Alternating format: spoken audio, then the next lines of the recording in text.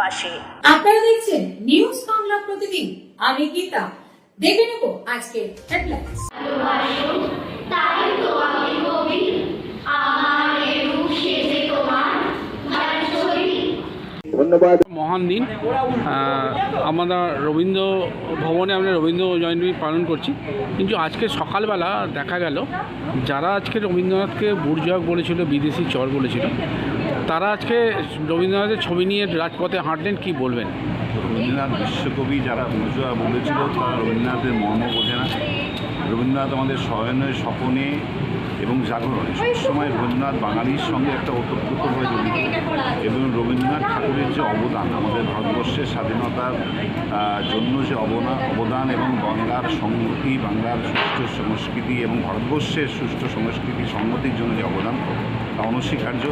আপনারা জানেন যে যারা বুর্জোয়া বলেছিল তারা কী হিসাবে বলেছিল, কীভাবে বলেছিল আমি বলতে পারবো না। তারা নিশ্চয়ই রবীন্দ্রনাথ সম্পর্কে তার জ্ঞান ধারণা নেই, তাই উনি বলেছিলেন।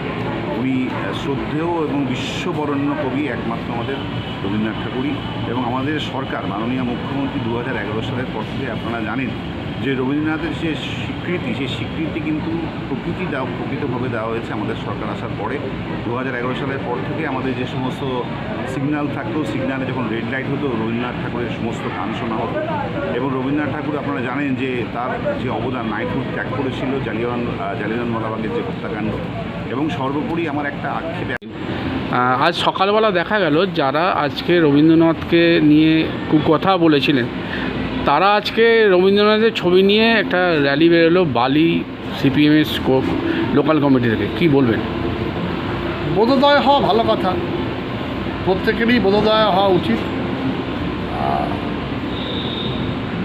বুর্জোয়া বলেছিলেন একদিন কবিগুরু রবীন্দ্রনাথ ঠাকুরকে, হয়তো দেরিতে হলেও তাদের বোধোদয় হয়েছে যে রবীন্দ্রনাথ ঠাকুরের সব সৃষ্টি জীবনের সব স্তরে পৌঁছেছে, সব বর্ণের মানুষকে ছুঁয়ে গেছে। রবীন্দ্র সৃষ্টির গভীরতায় যদি কেউ অবগাহন করতে পারে তবে সেও শুদ্ধ হয়ে যাবে।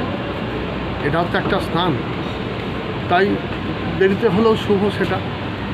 রবীন্দ্রনাথকে অনুধাবন করুক, যে রবীন্দ্রনাথ বলেছিলেন ওরা কাজ করে, যে রবীন্দ্রনাথ একদিন আফ্রিকা লিখেছেন, যে রবীন্দ্রনাথ ঠাকুর নির্ঝরের স্বপ্নভঙ্গ লিখেছেন, যে রবীন্দ্রনাথ ঠাকুর কৃপণ লিখেছেন, সেই রবীন্দ্রনাথ ঠাকুর যিনি বারবার বলেছেন তার সৃষ্টির মধ্যে উদয়ের পথে শুনি কার বাণী, ভয় নাই ওরে ভয় নাই, নিঃশেষে প্রাণ যে করিবে দান, ক্ষয় নাই তার ক্ষয় নাই।